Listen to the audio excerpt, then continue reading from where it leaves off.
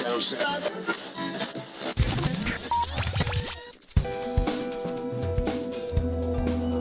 have no idea what loss is. You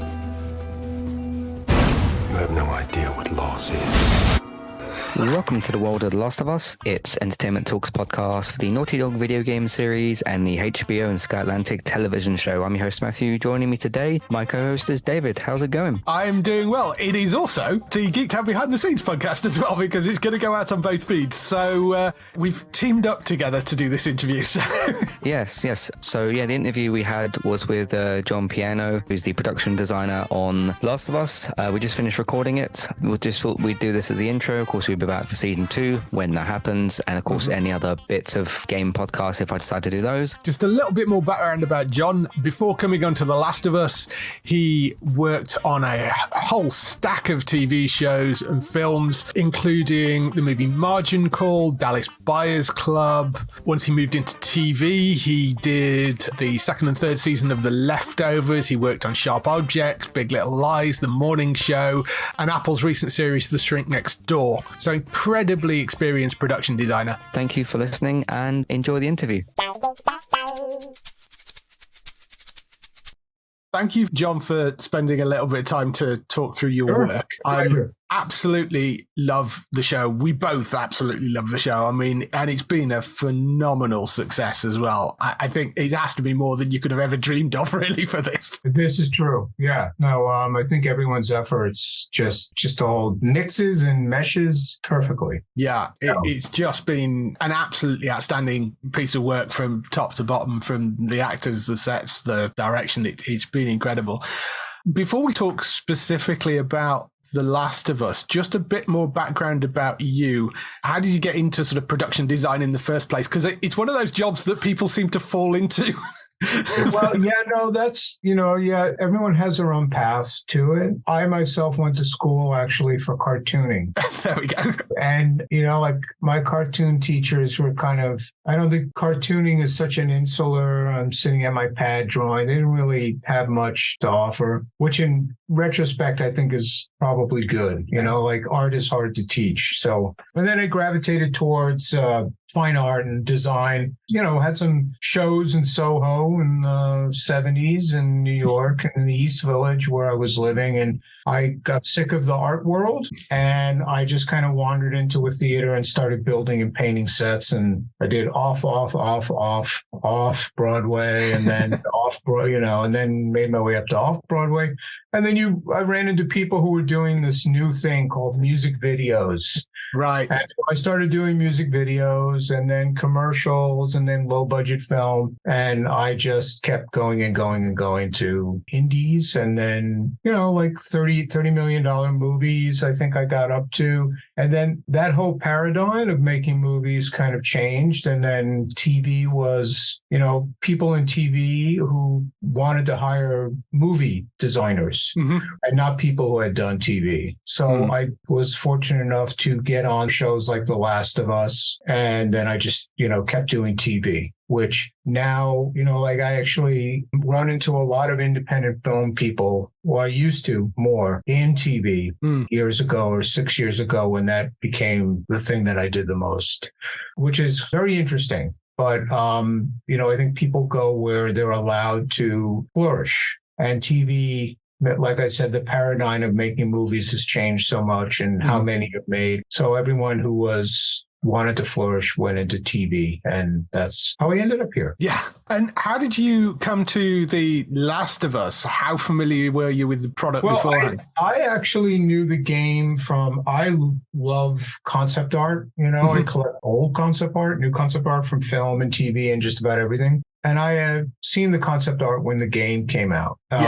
And I was drawn to it because it was so, most concept art at the time. I don't know, Matthew, when did the game first come out? 2013, the PS3 version of Last of Us 1. So 10 years ago, yeah. Yeah, so 13 years ago, a lot of concept art for games was kind of primitive or just looked cartoony-ish. And the concept art for The Last of Us was very painterly, and it looked like the kind of concept art we would do for a film. So I was just intrigued by it. I played it a little bit, but then it is so, like a good game, it sucks you in, and I couldn't afford to stay up till 4:00 in the morning and then be on set at 6 a.m. So I stopped playing it. But I was always drawn to the concept art because of the reasons I mentioned, and also it just felt cinematic. And so I occasionally would just ask someone I know at HBO, oh, what's going on, and then they said, oh, well, we're looking for a designer for The Last of Us. And then I was fortunate enough to get a meeting with Craig and Neil, and they, I was happy to be allowed to collaborate with them on this series. So I'd look at your IMDb for some TV work that you'd done just to see what I'd seen that you'd also done as well as The Last of Us. So I just wanted to ask you, out of those shows, so obviously The Last of Us, the Shrink Nextdoor, which was a recent show, The Morning Show, which is still going, Big Little Lies, Sharp Objects, and The Leftovers. Those are the ones of yours that I've seen. How do those kind of compare to Last of Us? Of course, Last of Us is a bit different to those, but some really, really good shows in there. Well, this is different because it's just gigantic. I mean, this world here, in The Leftovers, we had a pretty big world. We were in Texas, Australia, New York simultaneously. So that was a lot of more subtle building and more subtle world building, a very different kind, but certainly the scope of it, being in the outback and building settlements there. But The Last of Us was just that on steroids. So in one sense, that was incredibly complicated and the biggest show that I've ever worked on. I think it might be the biggest show in Canada so far.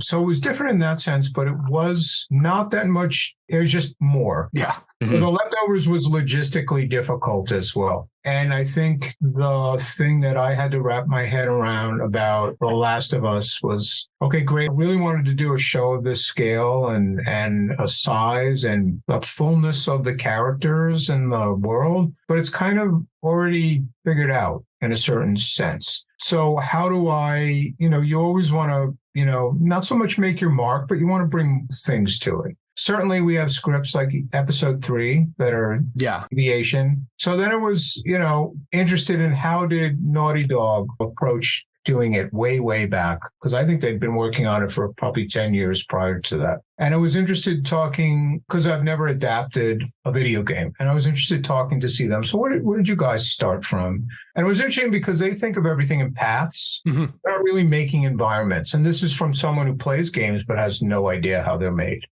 So they're interested in paths or characters. You become the character. There's a bunch of differences. And then, looking at, again, their concept art. Like I've treated their concept art as if I was going to do a film about life at the turn of the century, I'd look at Gainsborough paintings for reference. So I looked at their concept art as reference, very good reference, and in some cases reference that we would emulate all 90%. But because we have cameras in different places, we have scripts, we have directors with their point of views, and we're making things real. And we want to have a few things that hearken to what life is like now, like Fedra as a stand-in in America for the draconian homeland security of the Trump administration. That was something that I really felt kettling people in the Fedra prison and putting them in shipping containers and chain link was something that I had kind of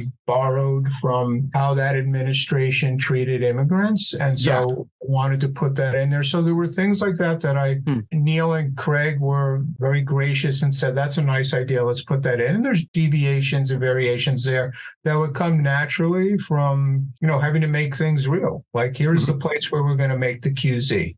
Okay, it's different than South Boston. Well, we're going to make it look like South Boston, obviously, but we're also dealing with weather, gravity, physics, all those things, and actors need to crawl through things, and 2D actors don't rip their arms off. Yes. A piece of metal, but 3D actors do. So all of that becomes part of the adaptation and the making of in a big set.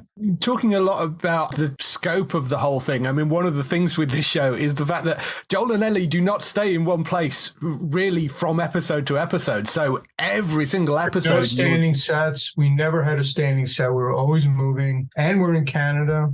Calgary, really, the architect, there's some things, there's a certain kind of frontier, what I call frontier architecture of towns that is very similar to once you get in the Midwest or Texas. So we benefited from that. And certainly Calgary feels like the Midwest. Right. I'll call it, of the Rockies areas of the states. But when we were east and west, there wasn't really, just making a point to, we're in Canada, but it has to look like America. So that was another thing that influences the design, what we're going to use in Canada that we feel would be good enough and what we're going to build. Yeah. Yes, we never had a standing set. Really. So you're not using sets. Everything is real locations. No, what I mean by standing sets is that we're never in one set. Oh, got you. Yeah. No, we built all the interiors. Right. Okay. Yeah. And the streets, I mean, there's a couple that we didn't build. Like the tunnels, the settlement tunnels, we just found these cool tunnels. Right. That we wanted to use and we ended up using them. But 90% of the interiors are built. Right. And the streets are completely decorated with greens and blister. We sculpted blisters to go on the streets to make them break up. Our thing was, we're from Craig, obviously, what realism is the key. Mm-hmm. So wherever we're walking, 20 feet up, the art department is dressing everything around them. And if they're walking on that street, when they go to the overpass and the trucks are in it and all of this and it's blocked, that's all there. Yeah. I was going to say, because all of that's there. When they go into Kansas City, they crash into the laundromat. We built the laundromat there. We dressed those streets. And then when they go into an interior, that's on a stage. Right. Billstown was completely built. Yeah. The QZ was built from scratch. Billstown is built from scratch. The cul-de-sac where the confrontation with the infected, it's all built from scratch because those things just don't, the architecture didn't exist in Calgary and we're desiccating them. Yeah. So it doesn't make any sense to go to houses and go, can I cover your house? Take a flamethrower to your house and then restore it? So that's all on backlots and that sort of thing. But all built. Yeah. There's no look, somebody built a street in New York. No. Yeah, because I was wondering if maybe you're taking sort of old warehouses and doing that. No, I wish. I was shocked that there were no old warehouses. The only one location, the construction site, we got into a construction site. But again, we're always dressing it so much. It might as well be a thing. But we never had actors walk through the volume or green screen. Yeah. Walking on everything. The roof in the Bostonian when they come out. Obviously, that's not as high. Up. Yeah. But the roof's there and the other thing is there and they're walking across that janky piece of wood. I mean, that's a really interesting decision to go for that because there must be such a temptation to turn to heavy VFX at this point. Well, it's just we're leaning more on the practical building as much as possible. But obviously, if two buildings in the background are going like that, that's VFX. So obviously, it's more for set extension, and it's not like they're just walking through a green screen stage. We never did that. It's more of what's outside of their area. But they could walk. I could take a deviation here or there in different places. We dress 360. Yeah. I mean, some of the specific sets, there's the hotel that you come into, which is sort of filled with water at the bottom. I remember when me and Matt were talking about this, and Matt was saying it's quite accurate to the game. Yeah, that particular scene was so interesting to me because not only was the optional conversation included, which is Ellie going on the at the desk, and then there's a safe around the other side, which I only found later in one of my playthroughs. And then there's a bit on the left when you go in, which has got Joel talking about coffee, and there's like a ladder and stuff there. From those kinds of things where the game really is shot for shot, it was just so stark and so incredible to literally see this game come to life. I mean, as somebody who's played the games quite a few times, I wasn't necessarily there for, what's the story? Because I know what the story is. It was literally seeing this game not be, animated or motion capture, but to see it actually come to life. And with those sorts of scenes. So it is established in that episode, in that scene, kind of, that Ellie can't swim. After that, there were two occasions where the show kind of avoided using water. Were there any sort of discussions about when you were going through the process and sort of, okay, once we get to these particular parts with water, how do we sort of get through them or go past them, or any sort of alternatives? What was the general kind of discussion on sort of, I guess, how to deal with water or water? Yeah. I think specifically, we have scripts and that we're going by them for most things. There was probably Yeah, I mean, we did. There are scenes where there's supposed to be a scene where they traverse like an outdoor walkway and there's a water underneath. Craig and Neil decided not to have those. Right. It's truly is we don't need that for this scene. Right. I think one of the things, in my opinion, was why the show is successful is just avoiding things that the game has, but just don't work for a TV show. I mean, Craig always said this is an intimate journey. It's an intimate love story. There's really not that many wide scenes, and there's a lot of scenes of people just huddled together talking. And there was a conscious decision. I think if you liked the show, as someone who played it, we had enough of I'll call it the gameplay, the dealing with the infected and trying to find things. Like Joel's looking for a kit that he left behind in the convenience store in episode 3. That to me is like, okay, here we're trying to have a little bit of that typical thing, find the survival pack, find the ammo. But a TV show of all of that just wouldn't work. And Exactly. I think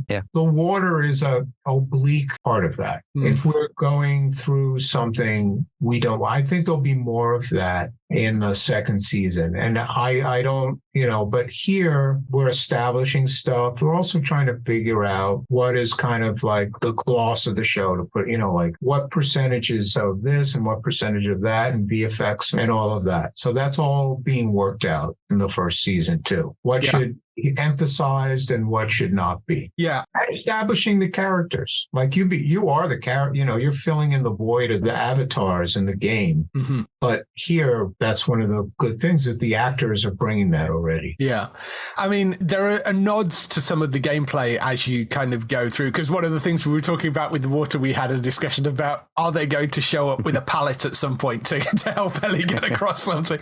But it's one of those things that had you done it, it would have been done like once, not every time they got to a piece of water, right. But yeah.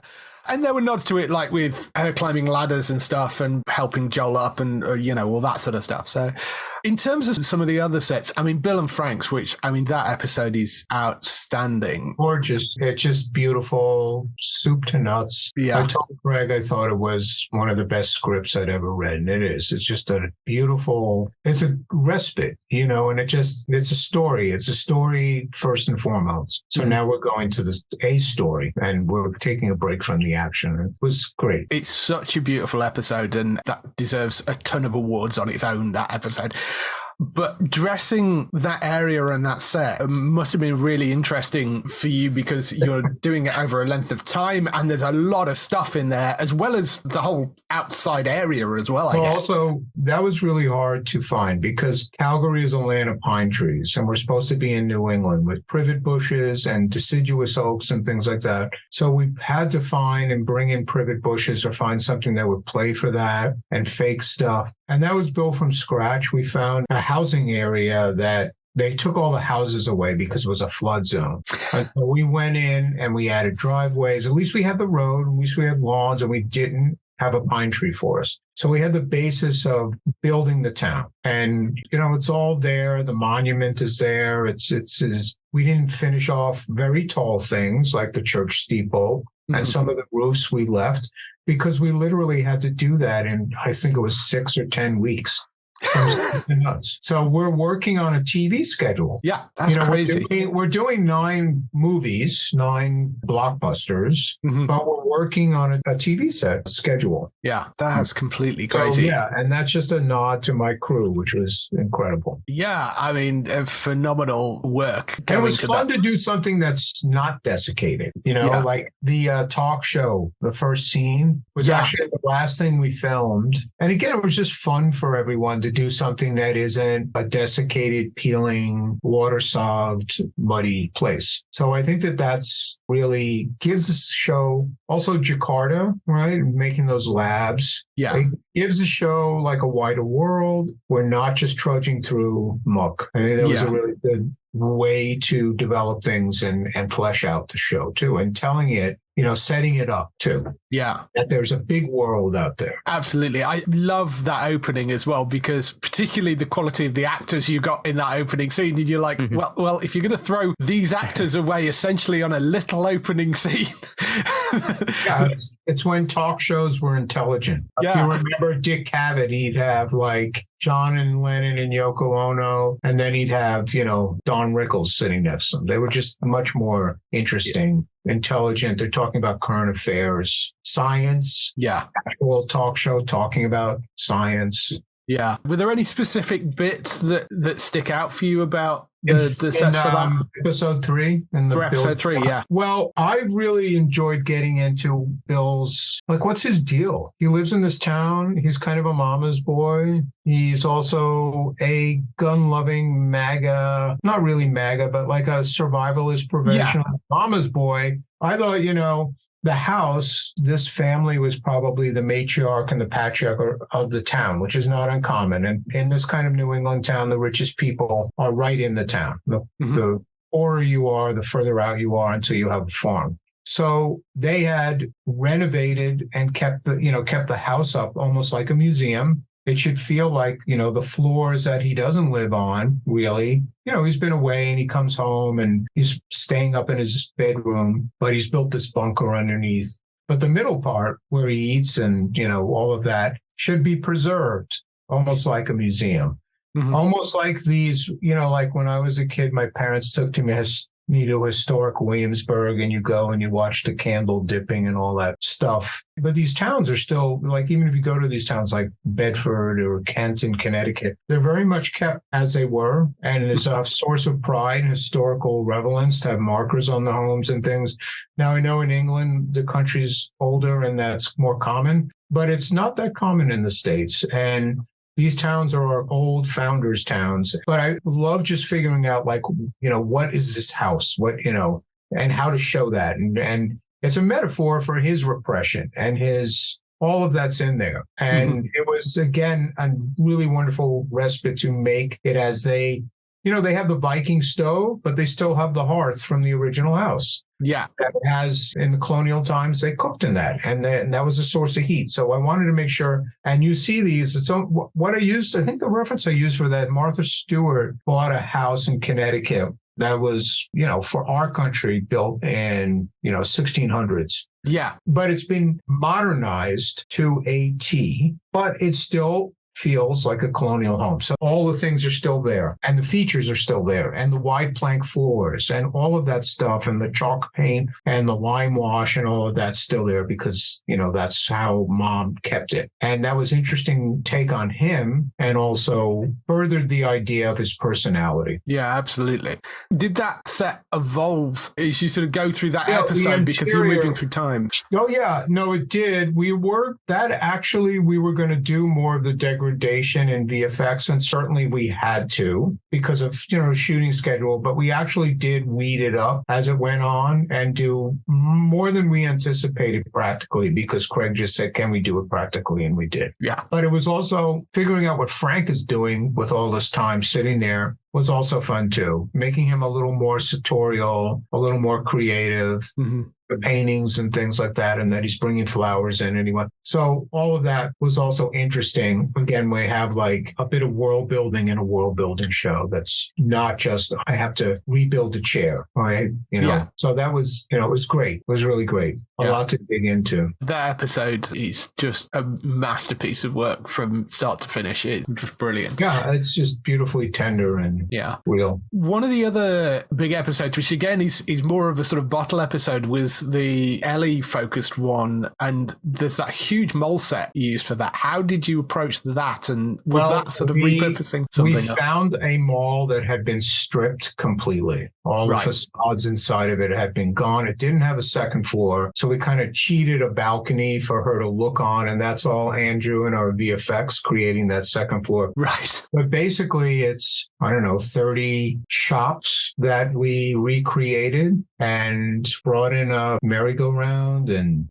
my favorite, of course, is building the arcade because I am a child of the 70s and I spent a lot of time when malls were real malls back then, the arcade. So that's from the game. But again, one thing to remember, our show is a period piece. All of this dressing is from 20 years ago and it's set now, so it's contemporary, but everything is from 20 years ago. So we did play a little bit. We made the mall a bit older than that because we just had to have the golden age of arcades for that. Yeah. But there and in the shops, we wanted to really emphasize doing things from 20 years ago. So the logos and the merchandise is not current. And the games, all those games 20 years ago, one thing that we had to do, they're all have CRT screens in them. Right, yes. With roll on camera now on our digital platform. So they all had to be rebuilt. Yeah. And software had to be programmed. So it was a big deal to have that, the pinball machine's a pinball machine. But all the video stuff was a lot of work. Yeah. Okay?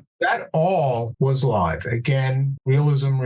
That's all running. That's all going on. Yeah. It was great. The thing that I liked about that episode, too, was kind of like a really great date night, but also Ellie's never seen this stuff before, and she can't believe people actually would worry about what kind of underwear they're wearing. Yeah. So that's all great. Yeah. There's a few beautiful moments throughout where Ellie says something, you're like, oh yeah, she's never been in a plane. She wouldn't understand any of this because it's just completely alien to her. With fresh, there's a lot of that in the show. She gets in the car. It's like a spaceship to her. Yeah. Lived in the QZ. She'd never even really been outside.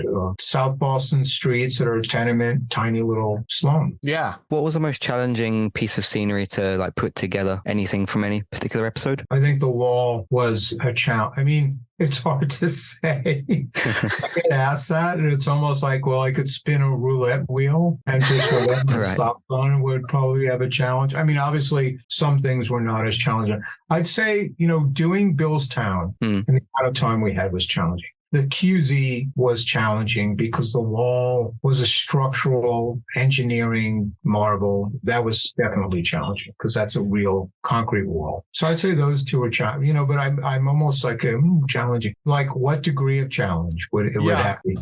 But I think the mall, getting the Billstown done in time was amazing. Again, an amazing crew. And the wall and the QZ the wall was a big deal. Yeah. With those doors and being able, we wanted people to be able to walk on it, and people did. And a lot of it didn't make it in the final cut for editorial reasons, not because it didn't look awesome. So, all of that, I'd have to say between the QZ and Billstown and the cul-de-sac, I feel like the cul-de-sac, we knew what it was going to be right from the get-go, and we had enough time to do it. But again, try to just think, we don't have a movie schedule. We have a TV. We have 9 movies in less than a year. So that's why I say the challenge was just to keep up, really. Yeah. I suppose it's interesting with the Bill episode, like you mentioned, and you said about some specifics with that before, because obviously when you go through the game, Frank's sort of, let's say, not there and Bill's actually meeting Ellie and Joel, and there's some differences there. I suppose there were sort of gaps to fill in and stuff, because you spoke about like specific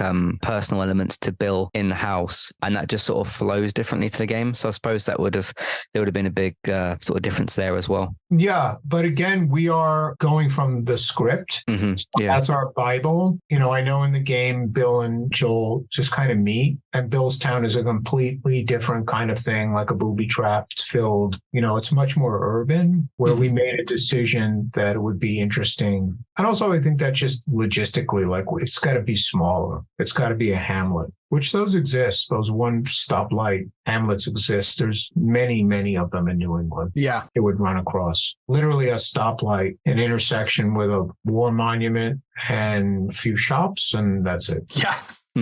Absolutely. In terms of when you're dressing the set, were there any little Easter eggs you were either asked to put in, or? Our Easter eggs would be what's in the game, like, the Dawn of the Wolf posters and stuff. We would always try to put some things in. But the thing with the game is it's all generic. And we, thankfully, were able to be much more specific. Like, we can have a Taco Bell. Yeah. We can have a Starbucks. So our Easter eggs were just the realism. Like, we're adding that realism. Aside from the obvious things like Ellie's backpack and like in her dorm room, we would do nods to space exploration and the comic book and things like that. So we did it. We definitely did it. And there were things that we put in that were subtle, that were just, when Ellie's being born, we have these trees and these affirmation of life thing of these, like, the thing is, we'd always try to put plant stuff in because of people's plants. Good. They're a huge part of decoration, but are these good plants, bad plants? We always tried to have a floral element in there. So we put a few Easter eggs of floral elements here and there and things of rebirth and, that normally these things would be symbols of life, and now possibly they're the exact opposite. Yeah. Kind of a two-part question. Which was your favorite episode to work on? And was there a particular scene or particular area that you enjoyed the most working on? Well, I think it would have to be the arcade. Nice.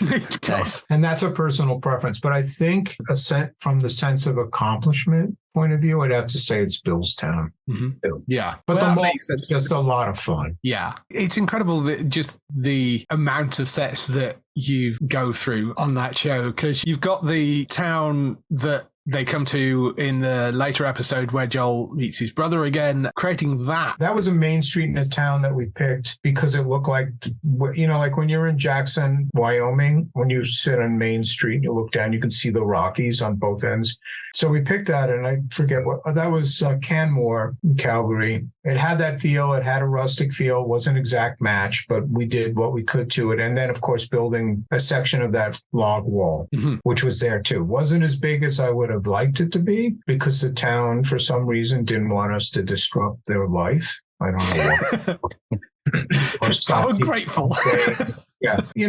I think there were a lot of things, the sense of accomplishment and getting it done was very fulfilling. But I'd have to say Billstown and the mall were just fun. Yeah, I am absolutely astounded at just the work that has gone into that show, and I'm so happy it's coming back for more. Do you know if you're working on the next season yet? Right now. It's all being figured out. It's just been absolutely incredible, and so looking forward to seeing more of it and, seeing where they go for the next season and potentially the season after that, because I know Craig and Neil have talked about splitting the next of it at least 2 seasons. So there's enough, I guess, material to do that. Yeah, because the second game is a lot longer. So last couple of questions for you. Sure. First question is, what TV shows are you watching yourself at the moment? Okay. I should be able to rattle this off. I just jump around so much. I watch a lot of old movies. I think, let's see. Oh, well, I'm trying to remember. What was the last TV show my wife and I watched that was current? I guess none of them made an impression on me. Go to the next question and I'll think for a moment. I'll look at my Netflix queue. The last question is, if you had the opportunity to work on any TV show, can be something historical from the past, something else that's present day, or some sort of future genre that maybe you've not had a chance to work in yet, what show would it be? I would love to work on an alternative history show. Like I was doing the morning show what was the show? Apple was doing another For All Mankind. For All Mankind. And I would walk in there and they did they recreated the Kennedy Space Center. I know. They recreated these, like the designer had thought, okay, here's what the Soviets' moon landing vehicle would be. And here's the American one, because it's not an exact copy. That would be, and I was like, it was just so fun. I was doing the morning show, which was fun just like challenging and everything. I tend to try to do things that I've never done before. Like I'd never done a show about a talk show. I'd never done a show about an apocalyptic world. So I'd love to do something that is more about creating alternative history, because I love to have the history.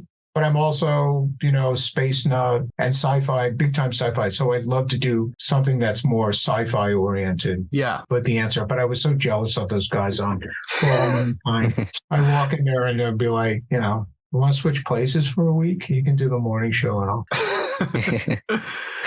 do this. It was so much more interesting to me.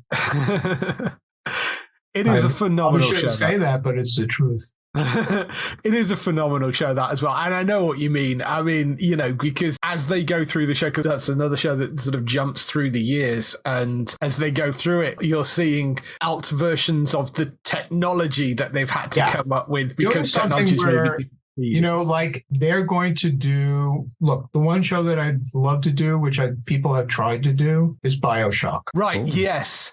Aren't they talking about doing that? There's a Netflix They film, are I think. talking about doing it again, and Fallout. Now, again, like, I just love the take on those. Yeah. You're creating something, you're meshing something that existed with a speculative use of it. And there, again, those two things are very designed already, but there's room to expand, and also it would just be so much fun. So things like BioShock or Fallout. Yeah. I'm not into just chasing monsters and shooting them, but creating the alternative, you know, a little bit of what could be with a little bit of what was, would be my favorite. Yeah, I entirely get BioShock, like, you know, I mean, God, you'd need $1 billion budget for it. And I think they tried to make a movie of it at one point, and there's always talk about doing the TV series, but I think it was the price of it would be obviously ginormous. You don't want to do an Ant-Man version, right? You don't want to do like I'm walking through bad CGI everywhere. Sorry, Ant-Man, the last Ant-Man, whatever. Yeah. You don't want to Marvelize it. I'm sorry. You just do not want to do that. Yeah. No, I get You what you wanted to mean. have the grit and the oiliness, and that was a thing that I wanted to have for The Last of Us too. I would tell people we're competing with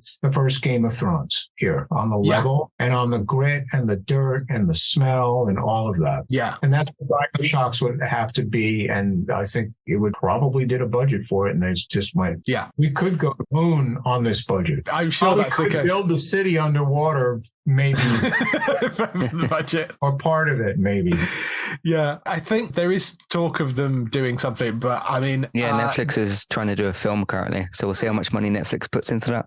Yes. Yeah. I mean, I guess a film, then maybe that's the case where you want to make it smaller instead of, I mean, expanding it to 9 episodes. Yeah. I don't think you could afford, I don't know, but you could see that, you go back to things. You'd have to, you know, you could recycle. Yeah. I mean, I think someone could do it. Yeah. I think, you know, that, and I know they're making a Fallout movie. I know there's no TV show. Yeah, I think it actually wrapped. Oh, I missed it. Okay. I saw a news story earlier today saying that I think has just wrapped its first season, but if that works, there's going to be more of that because it's an Amazon series. Oh, yeah. No, that's something I could see just going on. Yeah, that's got Lisa Joy and Jonathan Nolan behind it as well. So that I think could be spectacular, but we'll have to wait and see for that one.